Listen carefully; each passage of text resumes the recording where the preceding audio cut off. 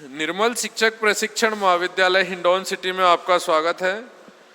देखिए, आज की वीडियो में हम योग एवं शारीरिक शिक्षा जो विषय है इसके अंतर्गत तकनीक ट्रेनिंग की विधियां, इससे पहले वाली वीडियो में भी मैंने इसका जिक्र किया था। तो विधियों में पहली विधि मैंने बताई थी प्रस्तुतिकरण, उसके 3 चरण बताए थे मैंने। 2 मैंने अभी बता दिए थे पिछली वाली वीडियो में। अब है तीसरा चरण। पहला है प्रदर्शन, दूसरा है व्याख्या और तीसरा है भाषण। भाषण से तात्पर्य है कि भाषण एक तरह से थ्योरेटिकल मैटर है जो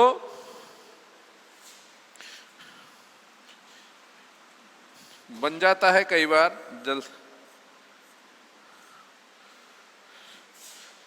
होता क्या है, देखिए, भाषण मोस्टली कक्ष में सैद्धांतिक रूप से शिक्षक के द्वारा कही हुई बातें हैं। देखिए, व्याख्या और प्रदर्शन 2 चीजें बिल्कुल डिफरेंट हैं। व्याख्या में भी क्या करता है कि चाहे तो वो प्रदर्शन के साथ साथ व्याख्या कर सकता है, कौन? प्रशिक्षक। और प्रदर्शन में केवल उसको प्रदर्शन भी करना होता है, वह जो सीखता है उसको प्रैक्टिकली वे में गेम को खेलता है। और तीसरा जो भाषण है वह है कक्ष में सैद्धांतिक रूप से, यानी ओरल रूप में बोलकर एक शिक्षक है उसको ज़्यादा डिटेल भी नहीं करता, लेकिन एक्सप्लेन इतना ही करता है कि ये खेल है, इसका ये विधा है, इसको हमें इस तरह से खेलना है। तो शिक्षक इसे खेल के मैदान में नहीं पढ़ाकर कक्ष में पढ़ाता है। भाषण के तत्व विधियों का चुनाव विद्यार्थी के स्तर को ध्यान में रखकर किया जाता है। वह विद्यार्थी जिस क्लास का है उसी के अकॉर्डिंग उसको उसी तरह का लेक्चर दिया जाता है, भाषण दिया जाता है। भाषण के लिए ये कहा है कि भाषण ज़्यादा लंबा नहीं होना चाहिए, पका देगा नहीं तो। देखो, व्याख्या को तो फिर भी डाइजेस्ट यूँ कर लेगा कि उसमें उदाहरण दिए जाते हैं। एग्जाम्पल से आदमी थोड़ा सा बोरिंग हो रहा हो, जैसे कथा बसती है, भागवत की कथा, एक तरह से पूरा कथावाचन भाषण का रूप हुआ, लेकिन भाषण नहीं है वो, उसमें व्याख्या है। जैसे कोई कार्यक्रम हो रहा है, कहीं जन्म हो रहा है राम का, तो वो राम के जन्म की फिर उसकी पूरी तरह से उसको इंटरटेल करते हैं कि जन्मोत्सव कैसे मनाया जा रहा है, राम का जन्म हो रहा है, लोग आ रहे हैं, पैर छी रहे हैं, उसके बधाई देने आ रहे हैं। उस तरह का उस माहौल में तो लोग इंटरटेल करने लग जाते हैं। तो उस व्याख्या को वो इंटरटेल के साथ में सीखते हैं, सुनते हैं। ऐसे नहीं कि बिल्कुल बोर हो जा, पक गए यार, दिमाग को बिल्कुल शून्य कर लेते हैं लोग, बाग फिजिकली एब्सेंट हो जाते हैं। तो वो वाली बातें भाषण में हो सकती है, तो इसको ज़्यादा लंबा नहीं करें, एक निश्चित टाइम में अपने थियोरेटिकल जो भी बातें उसको समझाने की कोशिश करें। और जो कठिन शब्द हैं उनका प्रयोग कम करें, क्योंकि इसमें समझाने के लिए कुछ नहीं रहता, इसलिए साधारण भाषा में आप भाषण को दें। शिक्षण के साधनों के माध्यम से खेल कौशल की तकनीकी को समझने के लिए जो भी साधन आते हैं, जो भी इसमें काम आएंगे संसाधन, उनको आप समझाने की कि भाई ये इस काम आता है, ये इस काम आता है, तो आपके दिमाग में मेमोरी में रहेगा, रिटन वे में भी आपके पास है कि इन संसाधनों को हम अपनाकर अपनी तकनीकी को और ज़्यादा प्रभावी बना लेते हैं। तो ये प्रस्तुतिकरण के हो गए हमारे 3 चरण। इसके बाद जो दूसरी विधि है, ये विधि थी पहली प्रस्तुतिकरण, अब नंबर 2 पे है सहयोगात्मक विधि, शिक्षक छात्र सहयोगात्मक विधि।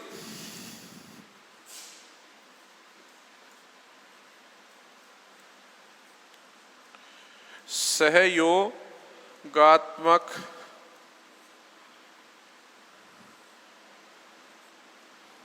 काय की विधि है ये विधि है खेल की तकनीकी को प्रभावी बनाने की, ट्रेनिंग को, जो ट्रेनिंग हो रही है खेल विधि की, खेल को समझाने की, उसको प्रभावी बनाने के मेथड हैं ये। तो इसमें एक है सहयोग विधि। इसमें सहयोग जब नाम आ जाता है तो शिक्षक यानी एज ए प्रशिक्षक और छात्र दोनों ही अलर्ट मोड पर रहते हैं, दोनों ही एक साथ काम करते हैं और सहयोग से काम करते हैं। सहयोग से कैसे काम करेंगे कि कई बार जो प्रशिक्षण दे रहा होता है तो शिक्षक और छात्र के मध्य ही, जैसे कुश्ती की वो हो रही है प्रतियोगिता, तो छात्र और शिक्षक दोनों ही दाव पेचों को सीखते सिखाते रहते हैं। दोनों के मध्य कौशल की परिचर्चा होती है, दोनों ही बारीकियों को देखते हैं। कई बार शिक्षक खुद जब डेमो देता है तो छात्र से कह देता है कि देखना तू मेरे से कहीं कोई कमी आए, और मैंने जो आपको ओरल रूप में बताया है उसमें अगर कहीं कमी नजर आए तो मुझे बताना लास्ट में, या उसी समय टोकना कि ये सर गलत हो गया, आपने हमें पढ़ाया ये था। तो दोनों ही सक्रिय रहते हैं और दोनों ही चर्चा करते हैं उस पर कि कहीं गलती तो नहीं हो रही है। साथ में ही मिलजुल कर इस तकनीकी को अपनाया जाता है। विद्यार्थी द्वारा इस कौशल का अभ्यास किया जाता है तथा शिक्षक उसके कौशल की जो तकनीक है उसमें सोच समझ के धीरे धीरे, जैसे कोई भी उसकी छोटी छोटी बारीकियों को बड़े सहज उसमें उसकी गलतियों को दूर करता है। कहने का तात्पर्य यह है कि जहां सहयोगात्मक बात आ जाएगी, एक तो होता है डिक्टेटरशिप, एक तरह से तानाशाही, उस पर दबाव बनाना, एक ये समझा के कोई बात को कहना, सहयोग लेकर उसको विश्वास में लेकर कि नहीं नहीं और तो सारी चीजें सही थी, तेरा ये पॉइंट थोड़ा सा वो है, इसमें सुधार कर ले, बाकी तू सही है। इनकरेज भी कर रहे हैं उसको गलती को भी समझा रहे हैं। यह सहयोगात्मक विधि काहे की विधि है? खेल की तकनीकी जो ट्रेनिंग है, खेल तकनीक की जो ट्रेनिंग है उसको प्रभावी बनाने की ये विधियां हैं, जिनमें पहली विधि थी प्रस्तुतिकरण, दूसरे पे है सहयोग। अब इसके लिए कुछ सुझाव दिए हैं कि क्या ऐसे सुझाव हैं जिनको करके शिक्षक और छात्र दोनों ही इस विधि को माध्यम से उस तकनीकी को, ट्रेनिंग की तकनीकी को प्रभावी बना सकते हैं। तो नंबर 1, जो खेल का आप इम्प्लीमेंट कर रहे हैं, उसको प्रस्तुत कर रहे हैं, उसमें अगर गलती है तो उसकी पुनरावृत्ति एक नहीं तो 2 बार 3 बार जितनी बार हो उसको कर देनी चाहिए। जिससे क्या होगा? Practice makes a man perfect, और उसकी जो कमियां हैं वो दूर होगी। मतलब पुनरावृत्ति में कंजूसी नहीं करनी चाहिए, जैसे एक बार सदा ठीक है नेक्स्ट टाइम तू हो जाएगा, मैंने मान लिया तो इतना तो कर, नहीं, वो जब तक परफेक्शन में नहीं आया तब तक उसको पुनरावृत्ति को दोहराते रहना चाहिए। पुनरावृत्ति के बाद में अंतराल होना आवश्यक है। अब हमने 4 बार ऐसी एक ही उसको रिपीट किया है, थकना तो स्वाभाविक है, लाजमी है, एनर्जी तो कम हुई है, तो थोड़ी देर के लिए उसको अंतराल, रेस्ट देना भी चाहिए। और अंतराल में जॉगिंग आदि क्रियाओं, बहुत से क्या है कि पूरे टाइम अलर्ट रहते हैं, तो ठीक है अपनी जगह पे जॉगिंग कर लो और कोई काम दूसरा जल्दी से मत करो, उसमें भी आप अपने आप को मेंटेन कर सकते हैं जिससे वो अलर्ट मोड पर हैं, जिससे खिलाड़ी में थकान की स्थिति न बन पाए। यानी थकान को रोकने के लिए, जैसे एक साथ ही आप पड़ जाएंगे तो फिर दोबारा से गेम के लिए तैयार नहीं होंगे, तो उसको थोड़ी देर के लिए रिलैक्स मोड भी कई तरह के हैं, उसमें आप अपने आप को वार्म अप भी करते रह सकते हैं। दूसरा है, इस कौशल के प्रत्येक दोहराव में, यानी बार बार इसको दोहराना होता है, उच्च एकाग्रता के साथ करना चाहिए। यानी जितनी बार उसकी पुनरावृत्ति की जा रही है तो उसमें एकाग्रता होनी चाहिए कि जो मैंने पहले किया उससे मैं अब की बार बेटर करूं। क्योंकि बार बार रिपीटेशन में वही तरह की गलती हो रही है तो फिर तो शिक्षक या तो सही अपने आप को नहीं समझा पा रहा है और छात्र उसको सही ढंग से रुचि नहीं ले रहा है। तो कहने का तात्पर्य यह है कि जब बात आती है कि दोहरान हो रहा है, दोबारा उसको रिप्रेजेंट कर रहा है, वो इम्प्लीमेंट कर रहा है उसको, तो उस समय उसकी एकाग्रता बनी रहनी चाहिए। कौशल की 3 या 4 बार पुनरावृत्ति के बाद अंतराल हो और क्रियाओं में परिवर्तन की आवश्यक है। उसमें थोड़ा बहुत परिवर्तन भी कर दे, पहले गेम दूसरा, फिर उसको दूसरे अंदाज में दूसरे खेल के लिए भी प्रेरित कर दे। और क्षतिपूर्ति प्राप्ति के पश्चात कौशल पुनः प्रारंभ। कुछ खाने पीने को भी क्षतिपूर्ति हो जाती है, ऊर्जा कम हो जाती है, तो कुछ खाने पीने को भी ले लेना चाहिए। समय के साथ साथ विद्यार्थी के कौशल की विस्तृत जानकारी भी दी जानी चाहिए। जैसे जैसे समय ज़्यादा बढ़ता जाता है उसको गहन रूप में उसकी जानकारी, प्रारंभ में जब कौशल का अभ्यास किया जाता है तो विद्यार्थी को तकनीक के मुख्य बिंदु से अवगत कराया जाता है, और बाद में जब विद्यार्थी सीख जाए तो उसके कौशल तकनीक को देखिए शुरू में तो ऐसा कहते हैं कि आप जब खेल की तकनीकी के लिए ट्रेनिंग दे रहे हैं तो शुरू में तो उसको, क्योंकि इंटरेस्ट क्रिएट करने के लिए छोटी मोटी गलती कर रहा है तो उनको नज़रअंदाज करना चाहिए। लेकिन जैसे जैसे समय बीतता जाता है तो उसमें फिर पारंगतता होना लाजमी है, इस तरह के विचार उसको एहसास कराना चाहिए और फिर उसकी बारीकियां देखनी चाहिए। लेकिन शुरू में तो उसको ज़्यादा स्ट्रिक्टता से नहीं समझाना चाहिए, नहीं बताना चाहिए, नहीं उससे अपेक्षा रखनी चाहिए। क्रिया की बौद्धिक संवेदना पर अधिक जोर देना चाहिए। दिमाग में उस टेक्निक को भरने वाली भी बात होनी चाहिए कि मुझे इसके बाद कौन सी टेक्निक से काम लेना है, किस तरह से अपनी एनर्जी को सेव भी रखना है, ज़्यादा थक भी नहीं जाना है क्योंकि आगे मुझे और भी प्ले करना है पार्ट, जिससे प्रशिक्षणार्थी मांसपेशियों और जोड़ों में होने वाली गति के प्रति संवेदनशील हो सके। जरूरत से ज़्यादा एनर्जी लगा दी तो कई बार ऐसे दर्द हो जाते हैं जो लाइफ टाइम तक रह जाते हैं। तो कहते हैं ना, जोश में होश न खोए। कोई वेट लिफ्टिंग है, कोई और है, कोई है, तो उसके लिए एक प्रोसेस बनाई है। आप पूरे दम से ढीले शरीर से अगर किसी चीज को उठा लोगे आपकी कमर में बल आ जाएगा, लिगामेंट में कोई प्रॉब्लम आ जाएगी। तो इसके लिए एक प्रोसेस है, उसमें आप अपने मस्तिष्क को अलर्ट रखेंगे। हम पहले किस तरह से उसको रनिंग में लाएंगे। कौशल का अभ्यास शांत वातावरण में बिना किसी बाह्य अवरोध के करना चाहिए। ये तो बात फैक्ट है कि कहाँ भी आप इसका रिहर्सल कर रहे हैं, जहाँ भी इसकी प्रैक्टिस कर रहे हैं, वहाँ का वातावरण आपको डिस्टर्ब नहीं करे, शांत हो, पीसफुल हो, वो ज़्यादा आपके लिए सहयोगी होगा। कुछ ऐसे खेल हैं जिसमें उनकी गति के स्वभाव की व्याख्या में सुरक्षा की आवश्यकता होती है। कई ऐसे हैं, जैसे आपने जिम्नास्ट कर रहे हो, अब उसके लिए जैसे छलांग लगाएंगे तो नीचे जब आके गिरेंगे तो कुछ ऐसी सुरक्षा की व्यवस्था भी होनी चाहिए जिससे गद्दे वद्दे लगा दें तो गिरे तो टूट टाट नहीं जाए, नहीं तो एक बार गिरे दोबारा पता चले साहब कोनी केवल गिर गया गए। क्योंकि जिम्नास्ट में बहुत लंबा जंप होता है और फिर लास्ट में जहाँ कूदना होता है नीचे, तो उसको यही नहीं महसूस होता कि कितनी तेजी से गिरेगा वो। तो सुरक्षा की आवश्यकता होती है, क्योंकि अगर इसको नहीं कर सकते हैं तो दुर्घटना अधिक होने की अवसर होती है। क्योंकि जो भी उसकी प्रिकॉशंस हैं उनको हमें अपनाना चाहिए।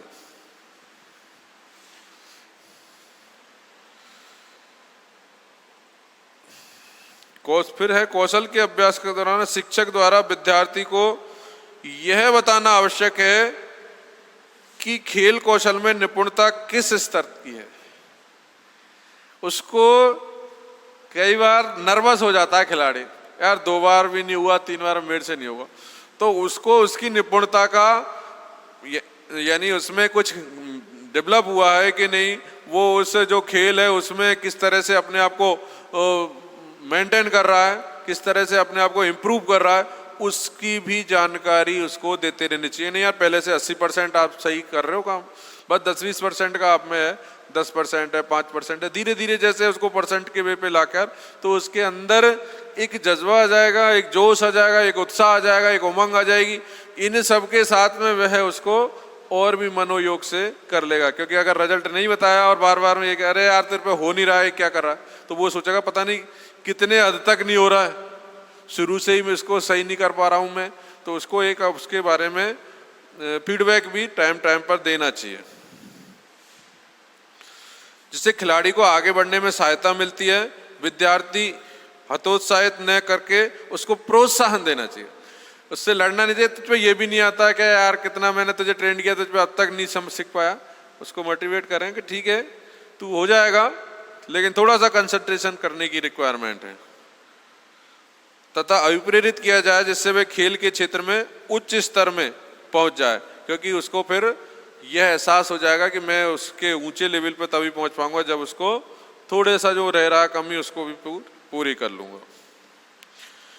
किसी कौशल की परिपक्वता निपुणता हासिल करने के लिए कौशल में सुधार की आवश्यकता है। कुछ ऐसी तकनीक होती हैं जिसमें त्रुटियां खोजना बहुत कठिन है। इन त्रुटियों का पता श्रव्य द्रव्य साधनों से लगाया जा सकता है। वीडियो बना लो आप, टेलीविजन पर आप देखो उसको, तो उससे उसकी त्रुटियां हैं छोटी बड़ी वो सामने उसको दिखा देंगे तो वो जल्दी से उसको सुधार कर लेगा। क्योंकि प्रशिक्षकों को कौशल की पूर्ण जानकारी हो, इसके लिए यह आवश्यक है। और कौशल करने का अनुभव प्रशिक्षक के लिए एक महत्वपूर्ण तथ्य होना चाहिए। प्रशिक्षक ही त्रुटियों को समझ सकता है। किसी कौशल की सामान्य त्रुटियों का ज्ञान भी सुधार प्रक्रिया में सहायता प्रदान करता है, लेकिन त्रुटियों को पहचानने के लिए प्रशिक्षक का अनुभव बहुत महत्वपूर्ण है। अनुभवी जो प्रशिक्षक होगा वह माइनर से माइनर गलती है, क्योंकि देखिए जहाँ प्रतियोगिता होती है वहाँ छोटी छोटी बातों के लिए ही आप पिछड़ जाते हैं और आप पर कोई पेनल्टी लग जाए, आप पे किसी तरह का, चाहे आप जीत गए लेकिन पेनल्टी लग गई, आपने वो क्रॉस कर दिया जो एक रेड लाइन थी, ऐसी कई सारे इसके जो पॉइंट होते हैं कोई गेम के अलग अलग, तो उनके लिए बारीकियां होती हैं, उनको बॉच आउट करोगे, आपको इस तरह से मेंटेन करके चलना है तो आप सफलता की ओर अग्रसर हो जाओगे। और आगे इसके ये भी बात सही है, देखिए 2 नंबर की विधि है सहयोगात्मक विधि, जिसको मैंने अभी बताया। इसके बाद है तीसरी कार्य विधि। कार्य विधि मीन्स शिक्षक ने पहले प्रस्तुतिकरण दिया, डेमो दिया, व्याख्या किया, भाषण दिया, 3 प्रोसेस उसमें निकला ली। फिर सहयोगात्मक दोनों मिलके काम किया, उन्होंने उसको उसकी गलतियां बताई, माइनर प्रशिक्षक के रूप में उसने खुद ने भी पार्टिसिपेट किया, दोनों ने मिलकर पूरा उसमें। और ये जो थर्ड है ये है इम्प्लीमेंटेशन। इसमें शिक्षक की स्थिति है वो गौण हो जाती है। शिक्षक को कोई नहीं, अब तेरे को ट्रायल पे पटक दिया, ट्रायल क्या, अब उसको तुझे करना है, मुझे कोई चीज का बॉच आउट मैं कर रहा हूँ जो दूर से कर रहा हूँ, ये मूल्यांकन होगा तेरा। अब तुझे किसी तरह का कोई ये नहीं कि तुझे बताने वाला होगा कि तुझमें यहाँ कमी है, तू ये मान कि अब तेरी मेन परीक्षा, और परीक्षा ही मानो इसको। कार्यविधि का मतलब होता है कि उसको परीक्षा में बैठाना, यानी उसकी मेन प्रतियोगिता होना। तो इसके कार्यविधि के जब स्टार्ट हो जाती है कार्यविधि, तो उसमें खेल कौशल के जो जितने भी दावपेच सिखाए हैं प्रशिक्षक ने, उन सबको इम्प्लीमेंट छात्र को करना होता है। इस विधि के 3 मुख्य सुझाव हैं। नंबर 1, कार्य पूर्ण नियोजित तैयार किया जाए। जो भी कार्य है करने का, जो गेम खेलना है, उसको पूर्ण नियोजित किया जाए कि किस तरह से प्लान वे में दिमाग में सेटअप। प्रशिक्षक द्वारा कार्य को व्यक्तिगत रूप से निरीक्षण किया जाए। इसके जो प्रशिक्षक हैं उसको बड़े बारीकी से उसको बॉच आउट करते रहना होता है कि वह कहाँ और कैसे खेल रहा है। भाई इसमें आप उसको प्रशिक्षक गाइडलाइन तो देगा ही नहीं, तो वह उसको बारीकी से देखे। और तीसरे नंबर पर उसका मूल्यांकन भी किया जाए, क्योंकि बिना मूल्यांकन के किसी चीज की सफलता और असफलता का पता नहीं चलता कि उसने उसको, उन उद्देश्यों को, उस शिक्षा, उस खेल को कितने हद तक सही ढंग से पूर्ण किया है। कहने का तात्पर्य यह है कि ये जो कार्यविधि है ये एज ए एक परीक्षा है, जिसमें उसकी पूरी तरह से छात्र को उसमें पार्टिसिपेट करना पड़ता है। इसका कार्यविधि का मूल उद्देश्य जो है, महत्वपूर्ण उद्देश्यों की पूर्ति कराना है। जो खेल के जो ट्रेनिंग चल रही है उसकी में उसने क्या सीखा है, और खेलों में सबसे महत्वपूर्ण उद्देश्य शैक्षणिक कार्य करने से होता है कि उसने उसको किस तरह से शिक्षण में, अगर उसकी परीक्षा ले रहे हैं तो उसको किस तरह से उसको पूरा किया है उसने। इससे उसकी योग्यता का पता चल जाता है। और यह विधि शिक्षा के दृष्टिकोण से बहुत महत्वपूर्ण है। कौन सी? कार्य विधि।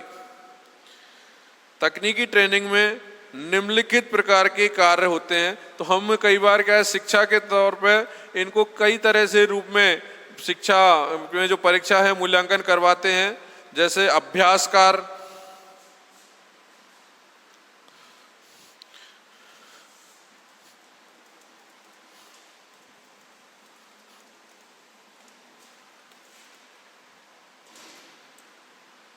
अभ्यास कार्य किसे कहते हैं? अभ्यास कार्य से तात्पर्य है प्रैक्टिस वर्क। यहीं पर क्लास वर्क जब होता है तो बार बार हम कोई वर्ड देते हैं, जब कार्य के बारे में बताते हैं तो उसको बार बार में रिहर्सल उसका करना अभ्यास कार्य।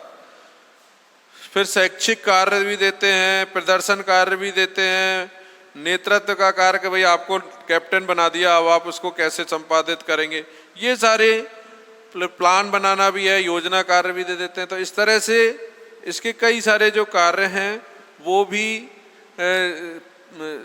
छात्र को पूरे करने होते हैं।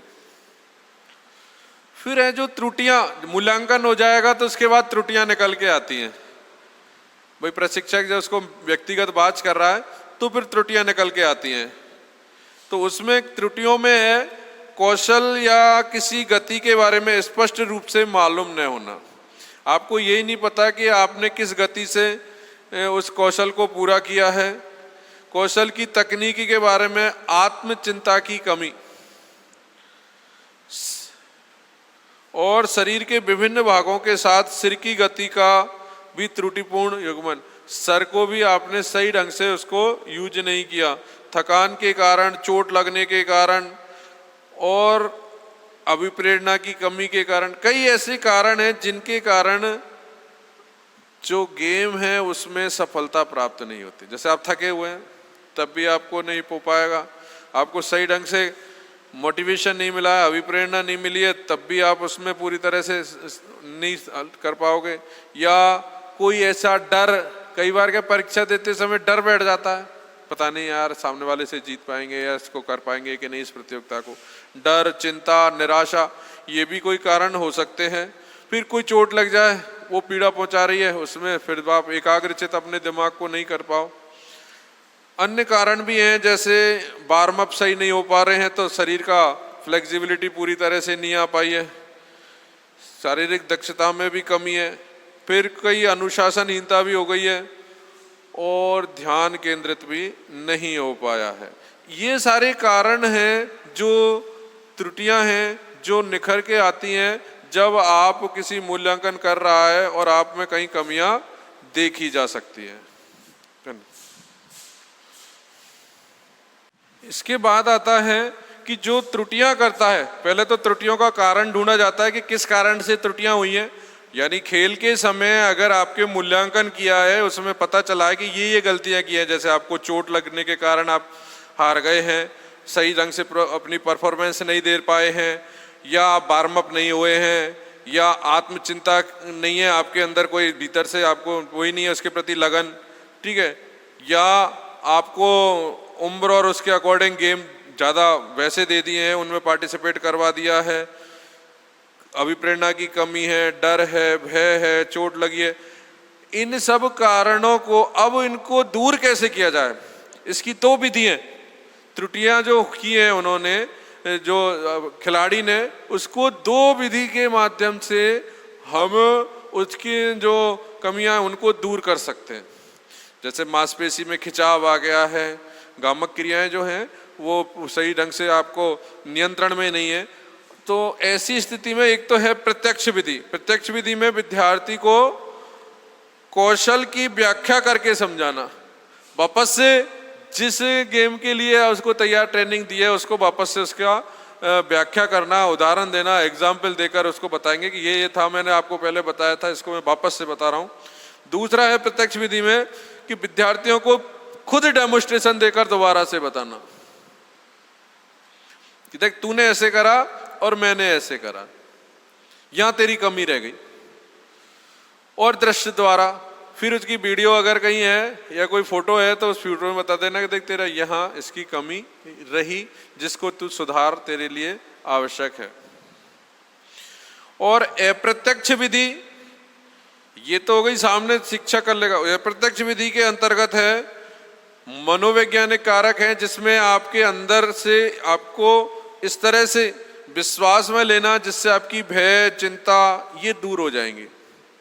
आदमी को कई बार क्या है, साइकोलॉजिकल रूप से उसको ट्रीटमेंट दिया जाता है, को उसको ऐसा बताया जाता है कुछ भी नहीं है, नॉर्मल चीजें हैं, और इसको हम इस तरह से करेंगे। सामने वाला कहता है कमजोर है, बड़े बड़े योद्धाओं को छोटी हाथी को चींटी मार देती है, बड़ा है तो क्या हुआ, लक्ष्य बड़ा है, सामने वाला खिलाड़ी बड़ा है, आपसे कोई भी किसी तरह से आप डर गए हैं, भय खा गए हैं, उस क्लाइमेट सूट नहीं कर रहा है, तो उस सबको आप साइकोलॉजिकल करके समझा सकते हैं। बाह्य परिस्थितियों में भी आप परिवर्तन ला सकते हैं, जैसे आपको माँ का पानी सूट नहीं किया और आपके पसंद का कोई ऐसा स्थान नहीं है, तो आप उसको, या थकान ज़्यादा हो गई है तो उसको आप थोड़ा सा आदमी को रिलैक्सेशन देकर और पॉजिटिव समझाकर उसको अपने विश्वास में लिया जा सकता है।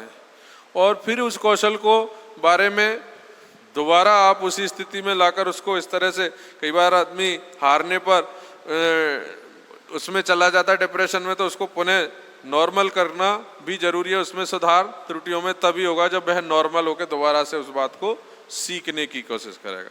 तो ये थे हमारे अभी का ट्रेनिंग के अंतर्गत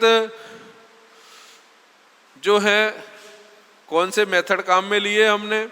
और मेथड के साथ साथ तीन तो मेथड थे, जिसमें प्रस्तुतिकरण, ठीक है, दूसरा है सहयोगात्मक विधि, तीसरे है कार्य विधि इम्प्लीमेंट वाला। फिर इसमें त्रुटियां हुई, त्रुटियों के कारण आए, और फिर उसमें सुधार की विधि आई। इस तरह से हमने अब आपको इस खेल के जो तकनीक है उसकी ट्रेनिंग में किस तरह से सुधार किया जाए उसके बारे में बताया है। धन्यवाद।